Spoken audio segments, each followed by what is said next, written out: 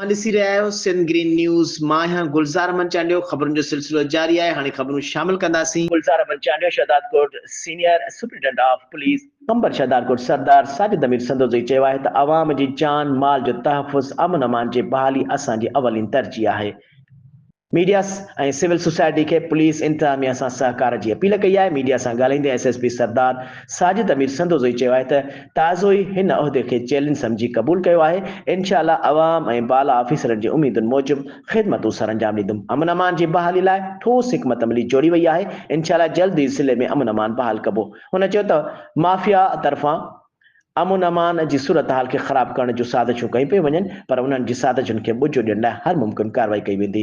हुन चयो त ॾोहारियुनि सां गॾु डिपार्टमेंट में मौजूदु कारियुनि रिढुनि खे कानून जी गिरफ़्त में आणण लाइ हिकमत अमली जोड़ी वई आहे। को बि कानून खां मथां नाहे, नई वरी कंहिंखे कानूनी हथ खणण ॾींदासीं। हुन चयो त सर्दीअ जी मौसम में पंहिंजा फ़र्ज़ सर अंजाम ॾींदड़ जवाननि ते फ़ख़्रु आहे। उहे क़ौम ऐं खाते जो क़ीमती सरमायो आहे।